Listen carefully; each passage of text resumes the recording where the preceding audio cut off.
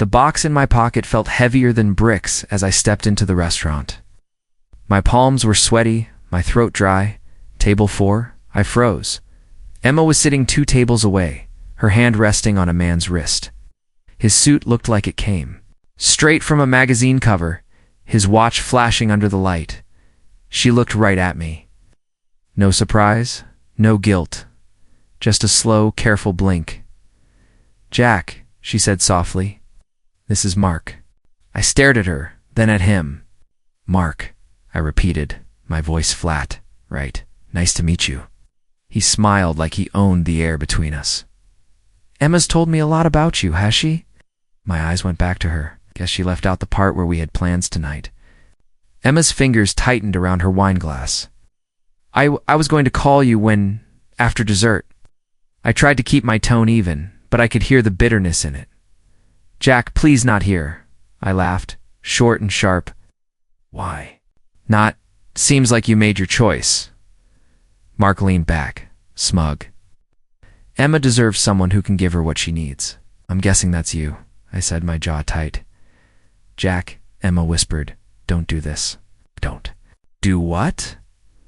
"Point out that the woman I've loved for 3 years is out with a guy who could probably buy this restaurant?" Her eyes glistened. "It's not like that." "Sure it isn't." I pulled the small velvet box from my pocket and set it on their table. Her breath caught. "This was supposed to be for tonight, but congratulations, you saved me the trouble." Whole room seemed to go quiet. Somewhere a fork hit a plate. Mark smirked. "Maybe you should leave." I turned to him slowly. "Maybe you should shut your mouth." Emma's voice trembled. "Jack, please." "No," I said, shaking my head. "You know what? You're right. I'll go." I looked at her one last time. "Enjoy your whatever this is." I walked toward the door, each step heavier than the last. My hands were fists, my chest burning. Outside the night air was freezing, but it didn't numb anything. Behind me, the door opened. "Jack, wait." I kept walking. "Go back inside, Emma. Please, just listen." I stopped, turning halfway. "Listen to what? That I wasn't enough? That you needed a guy with deeper pockets?" Tears ran down her cheeks. "It's not about money. It's about stability." I let out a humorless laugh. "I've been stable. I've been steady. I've been here. But you wanted more. I'm sorry." Her voice cracked. "Sorry doesn't change the fact that you just broke me in front of a room full of strangers." Mark appeared at the door, his tone sharp. "Emma, let's go." She glanced back at him, then at me. "Goodbye, Jack." The word hit like a punch. Turned and walked into the dark, my breath clouding in the cold. Tom's voice filled my ear later that night. "She really did that? Right in front of you?" I was sitting on my couch, beer in hand, staring at the unopened ring box. Yeah, she didn't even flinch. That's ice cold, man. Should have seen it coming. "For weeks? You think she's been seeing him for a while?" I closed my eyes. Probably doesn't matter now. Tom's tone softened. "What are you gonna do?" "I don't know. Right now, I just want to forget the sound of her voice." He was silent for a moment. "You want me to come over?" "No, just, I'll be fine." The ring box sat on the coffee table, staring at me. I picked it up, opened it. The diamond caught the dim light, mocking me. I imagined how I'd planned at her favorite restaurant. Dessert first because she always laughed when I broke the rules, then the proposal. Her smile, her yes. Instead, I got her "This is Mark." I closed the box and shoved it back into my pocket where it had been all night. My chest felt hollow, like someone had carved out everything good. My phone buzzed. A text from Emma. "I'm sorry. Please take care of yourself." I stared at it until the words blurred. Then I deleted it. The next morning, Tom called again. "You sleep?" "No." "You eat?" "No, you need to, man. Can't let this ruin you." "It already did," I muttered. He sighed. "She's not worth it." She was worth everything. "To me," I said quietly, "that's the problem." "Right." "Then maybe it's time you start thinking about what you're worth." I didn't answer, because I didn't know anymore. That night I walked past the restaurant again, as if some part of me needed proof it happened.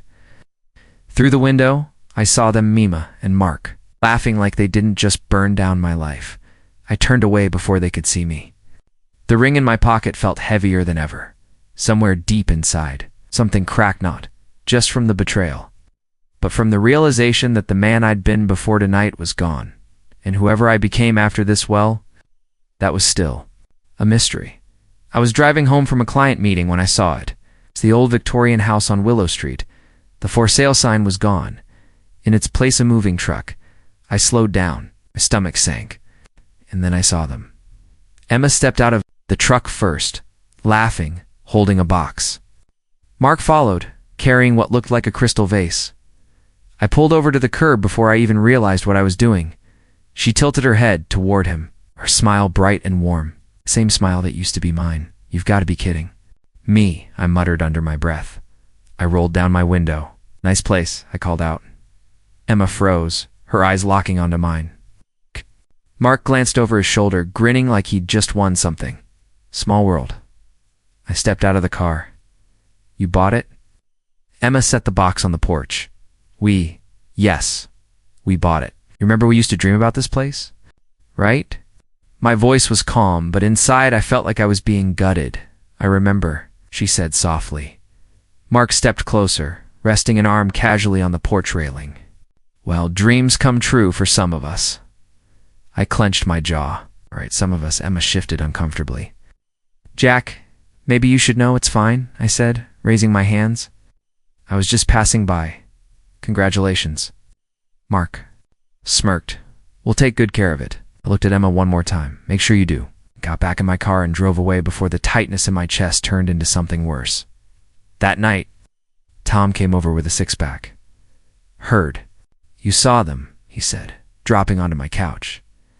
I didn't just see them, I said, opening a beer. I saw them moving into our house. Our house, he asked, raising an eyebrow. You know what I mean? It's the one we used to talk about. The kitchen island, the nursery, he groaned. Don't do this to yourself. I can't help. I saw her standing on that porch like she belonged there. She doesn't belong anywhere worth a damn, he said bluntly. I smirked faintly. You always know how to cheer me up. Look, man, you keep looking back. You're going to crash into something. Let them have their fancy house. It's just wood and bricks. It's not just wood and bricks to me, I said quietly. Tom cracked another beer. Then make it mean something else. Build your own damn dream.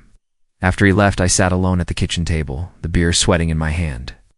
My mind kept drifting back to the porch, to the way her hair caught the sunlight. To the sound of her laugh, I poured another drink. Hours blurred. The street outside grew quiet. I imagined walking through those front doors again. Could see Usema in the kitchen, me leaning against the counter, talking about weekend plans. I could see the nursery we never made, the backyard we were supposed to turn into a garden. Now it was theirs. I took a long drink, trying to wash away the image. Around midnight, my phone buzzed. A text from Tom. You still awake? Yeah, stop thinking about her. I didn't answer. Seriously, man, she's gone. Let her be gone. Finally, I typed back. Easier said than done. I turned off my phone and stared at the wall. The room felt too big, too empty. Every time I closed my eyes, I saw her standing in that driveway. Maybe Tom was right. Maybe I was chasing ghosts. But some ghosts don't leave just because you tell them to. Some stay, and they haunt you. The next morning, I woke up with a headache and the taste of stale beer in my mouth. I sat on the edge of the bed, staring at the floor. It's just a house, I whispered to myself. But I didn't believe it. Not yet. I was halfway through lunch when my phone rang. Jack Miller? A woman's voice asked.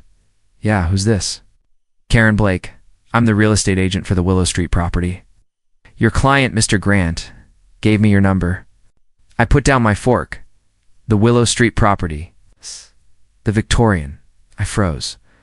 The one owned by, yes, she said quickly. Emma Collins and Mark Rutherford. I assume you know them? Unfortunately, I muttered. They're in a bit of a bind. The purchase was contingent on another deal Mark had lined up. That deal fell apart. They can't keep up the payments. Your client expressed interest in investing, but he's backing out.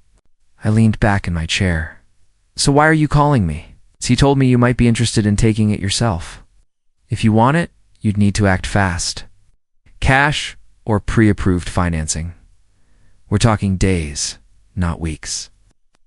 Softly, you're telling me I could buy their house? Yes, she said.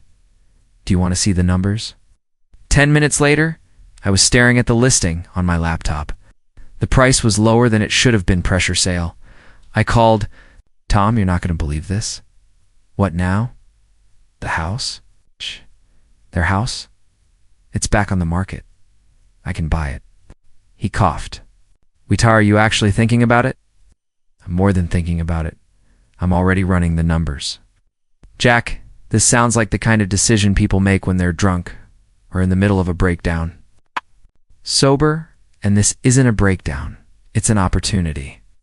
An opportunity to do what? Rub it in their faces? I hesitated. Maybe it's just taking something back. Taking back a house doesn't fix what she did. No, but it changes the ending. He sighed. If you're gonna do it for you, not for them. 2 hours later, I was sitting across from Karen in her office. She slid the papers toward me. You understand? Once you sign, it's yours. No backing out. I picked up the pen. My hand hovered over the page. You've met them, right? She nodded. Yes. Nice enough on the surface. But let's just say this isn't the first deal of Mark's to fall apart. Figures. She tilted her head. This personal for you? Very. Then you should know they're not going to be happy about this. It's good, I said, and signed the first page. Karen smiled faintly. I'll file everything. You'll get the keys next week. I exhaled slowly. So that's it? I just own it now. That's it, she said. Congratulations. I leaned back in the chair, feeling the weight of the pen in my hand. Congratulations, I repeated under my breath. It felt strange, like winning a game I hadn't planned to play. On my way out, I called Tom again. Well, he asked. It's done. You actually bought it. Yep, sign the papers. It's mine. He let out a low whistle. You're insane. Probably. How do you feel? I paused. Strangely good. It's like I just closed a chapter and started a new one. He chuckled. Just don't start painting the walls with her name crossed. Out. I smirked. No promises. That night, I sat at my kitchen table, the contract lying in front of me. My eyes kept drifting to the address. Willow Street. For years, that house had been a symbol of everything I thought my future would be. Now it was something else entirely, a reminder that life doesn't just take. Sometimes it hands you the perfect setup for poetic justice. Was it revenge? Maybe. Was it closure? I didn't know yet. All I knew was that it was mine now. I wasn't. Letting it go. The moving truck idled in the driveway as I stepped out of my car. The key was cold in my hand. My house now. I carried the first box up the steps and stopped. Jack. Emma stood in the doorway, a cardboard box in her arms. Her hair was tied back, but a loose strand fell against her cheek. She blinked. Bought this place? I shifted the box in my grip. Yeah, her mouth parted. You're kidding? I brushed past her. Nope. Why? She asked, following me into the living room. I set my box down. Because I could. That's not an answer. It's the only one you're getting. She set her own box on the counter. This is weird. I turned toward her. This is life. She crossed her arms. You couldn't find another house? I wasn't looking for another house. Her voice dropped. Did you do this to mess with me? I gave a small shrug. Maybe I did it for me, Mark's voice echoed from the hallway. Emma, you ready?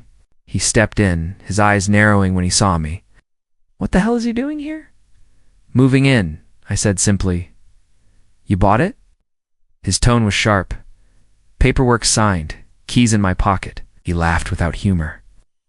Pathetic. I met his gaze. And you're moving out.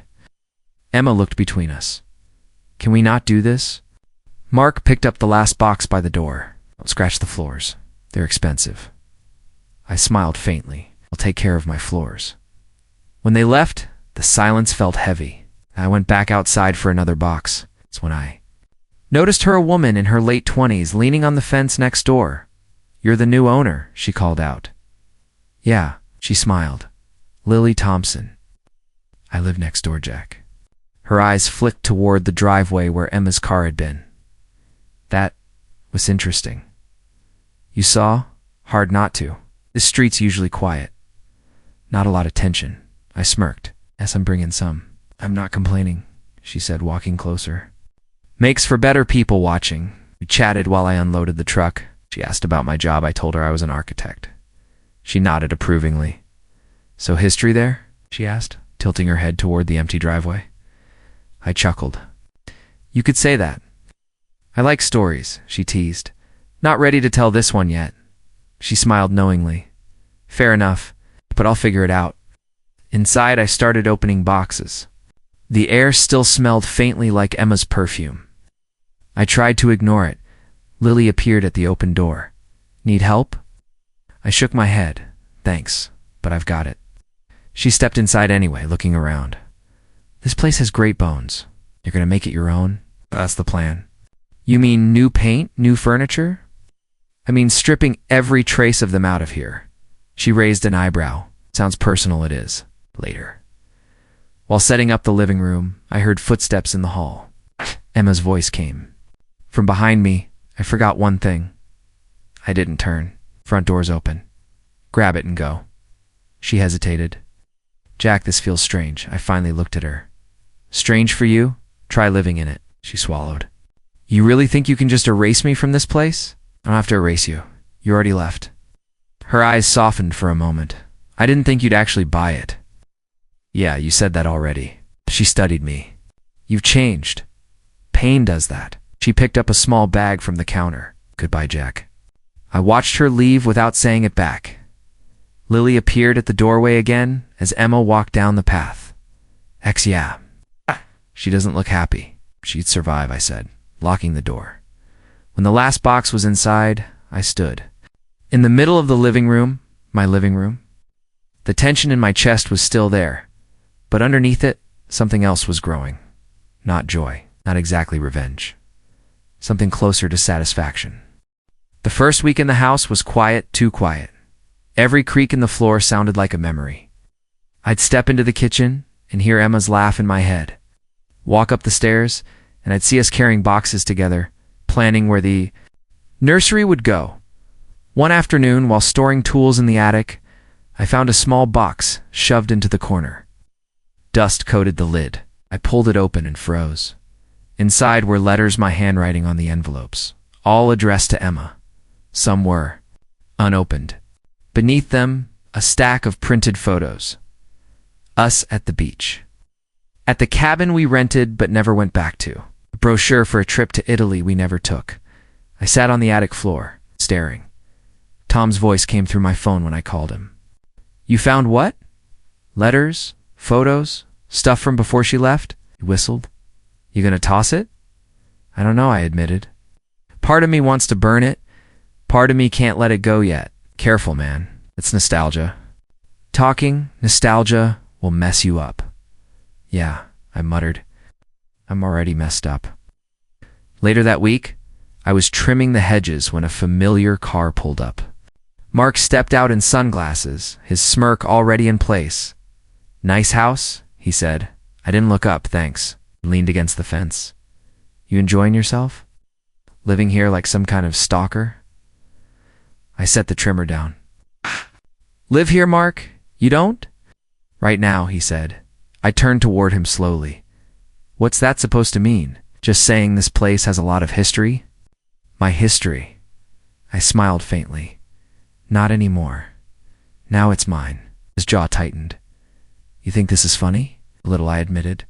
The next day I was carrying groceries inside when he showed up again, leaning on my porch railing. "You really don't have anything better to do?" I asked. "Just making sure you're not, I don't know, planning something." I set the bags down. "The only thing I'm planning is dinner." He glanced toward the house. "Emma says you've been hanging around too much." I laughed. "I live here, Mark. If she's hanging around, that's her problem." He stepped closer. "I don't like the idea of you watching her." "Then maybe tell her to stop showing up." I said evenly. That night I called Tom again. He's been here twice this week. Sounds like he's rattled, Tom said. Good. I hope he's choking on it. Careful, Jack. This could turn into a pissing contest real fast. It already has, I said. I kept the box from the attic in my closet. Sometimes I'd open it late at night, reading pieces of the letters I wrote back then. It didn't feel like they were written by me. They belonged to someone softer, someone who believed her promises. Now, I wasn't sure if that guy was dead, or just buried under all the bitterness Mark kept circling. I kept smiling, and deep down, I knew this was only the beginning. I was raking leaves when Lily leaned over the fence. You hear about Mark? I glanced up. No, should I have? Smirked. Word is his business is tanking. Couple bad deals, investors pulling out. I let out a low whistle. Couldn't happen to a nicer guy. She tilted her head. And Emma, she's been restless. I've seen her coming and going at odd hours.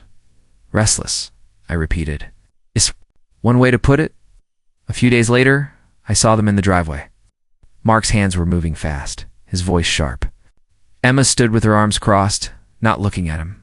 I couldn't hear their words. But I could read the tension when she noticed me watching from my porch. She quickly turned away. That night, Lily texted.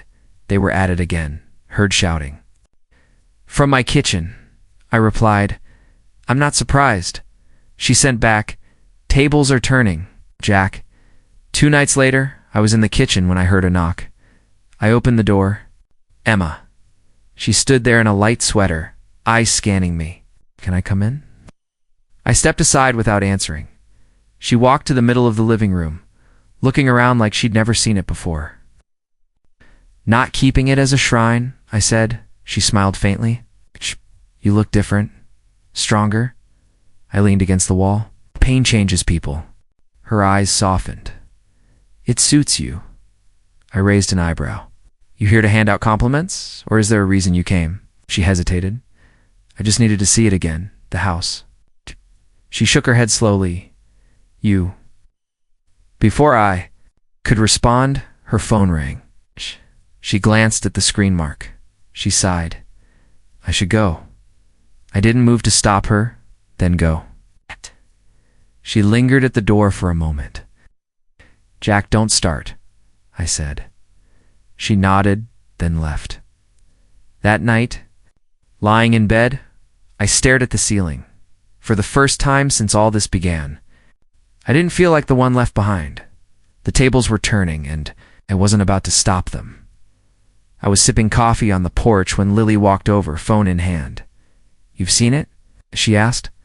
Seen what? She turned her screen. Toward me. The headline hit me like a jolt. Rutherford Holdings implodes after fraud allegations. I leaned back. Well, it's everywhere, she said. Investors are suing him. Accounts frozen. I took the phone, scrolling. Photos of Mark leaving an office building, reporters shouting questions. He looked smaller somehow, even in an expensive coat. Guess the empire wasn't as solid as he made it seem, I said. Guess not, Lily replied. You going to check on him? I smirked. Not exactly my instinct. Over the next week, it was like watching a slow collapse in real time. The sleek black sports car disappeared from their driveway. Then the silver SUV Emma started driving, a plain sedan. I saw her in the yard one afternoon. No necklace, no rings, just a faded hoodie. She caught me looking, then turned away. 2 days later, I heard shouting outside. Stepped onto the porch just as Mark stormed up my walkway. You enjoying this? Snapped. I set my coffee down. Enjoying what?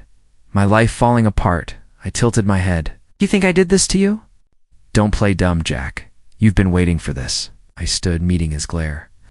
I didn't take anything from you, Mark. You gave it all away when you took her. His face twisted. You smug piece of careful, I said. Quietly, he stepped closer. You think you've won? This isn't a game, I said.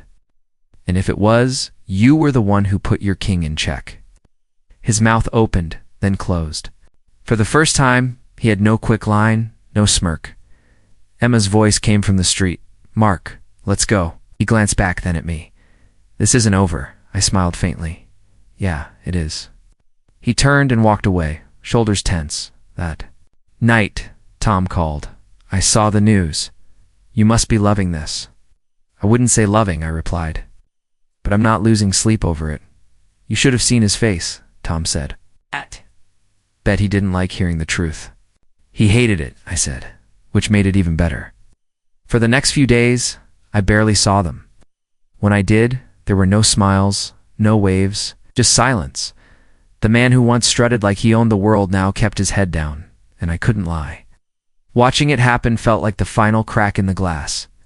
It was close to midnight when I heard the knock, slow, uneven. I opened the door, and there she was, Emma. Her cheeks streaked with tears, hair a mess. Jack, she whispered, "Can I come in?" I stepped aside without answering. In, arms wrapped around herself like she was holding in whatever was left. "What's going on?" I asked. She turned to face me, eyes glassy. "I made a mistake. Didn't say anything. I thought I wanted security," she went on, her voice trembling. "But I just wanted you." My chest tightened, but I kept still. "Took you long enough to figure that out?" She flinched. "I know, I was wrong. I let money and comfort blind me." I leaned against the wall. "You didn't just let them blind you, and you chased them." She stepped closer. "I've been miserable, Jack. Mark's gone half the time, and when he's here, it's like I'm furniture. I keep thinking about us, about what we had." I shook my head slowly. "What we had is gone. It doesn't have to be," she said quickly. "We could try again." I laughed once, bitter and low. "You replaced me once, replaced you." "With peace?" Her lip trembled. "Peace? Is that what you call it? Living alone? Avoiding me? Acting like you don't care?" "It's exactly what I call it," I said, "because I don't wake up wondering if the person next to me is planning their exit." She wiped her face. I was scared. "You were enough for me, but I didn't think I was enough for you, so I ran toward something I thought was safe." "And how's that working out?" I asked. Her shoulders sagged. "It's not." We stood there in silence for a moment, the only sound, the faint ticking of the kitchen clock. "Jack," she said softly, "I still love you." I closed my eyes for a second, letting the ache pass through me.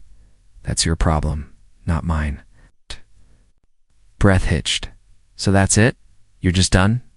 "I was done the night you chose him over me," I said. This, whatever you're looking for, you're not going to find it here." She stared at me like she was hoping I'd change my mind if I just looked long enough. But I didn't. Finally, she nodded, tears slipping down her face again. "Goodbye, Jack." I didn't answer. She opened the door and stepped out into the night. I watched her walk down the path, her sobs fading into the darkness until she disappeared from view. Then I closed the door, turned the lock, and stood in. The quiet peace. Lily leaned against the fence, next, watching me hammer in the last piece of the new porch railing. "Looks good," she said. "Thanks," I replied, brushing sawdust off my hands. "Finally feels like it's mine." She grinned. "About time. Took you months." I smirked. Some things are worth taking slow. Inside, the smell of fresh paint still lingered. The living room was brighter now, the old furniture replaced, with pieces I chose for me, not for someone else's taste. Tom walked in carrying a case of beer. "Your palace looks different every time I come over." "That's the idea," I said. "Erase the ghosts." He cracked a bottle open. "You've done it. This place doesn't feel like her anymore." "It's because it isn't," I said. "Not anymore." That evening, a few friends gathered around the kitchen island, the one I built myself. Laughter filled the room, bouncing off walls that once heard arguments in silence. Tom raised his glass. "To Jack, the man who bought his ex's house and turned it into the best damn comeback story I've ever seen." Everyone laughed, shook my head. "It's not a comeback story. It's just my life now." "Exactly," Lily said from the corner. "Yours." Later, after everyone left, I stepped out onto the porch. The sky was streaked with orange and pink, the kind of sunset that makes you stop and actually notice. I sat in the chair I'd built, beer in hand. The street was quiet, Lily wandered over from her yard. You're smiling, she said. Am I? She nodded. Haven't seen that in a while? Guess I didn't have a reason before.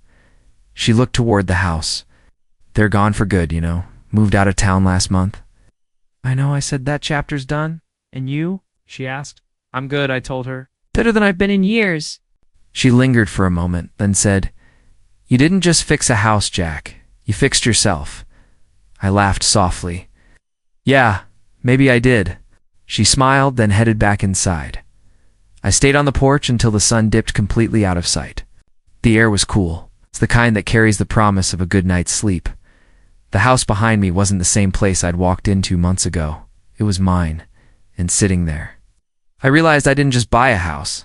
I bought my closure.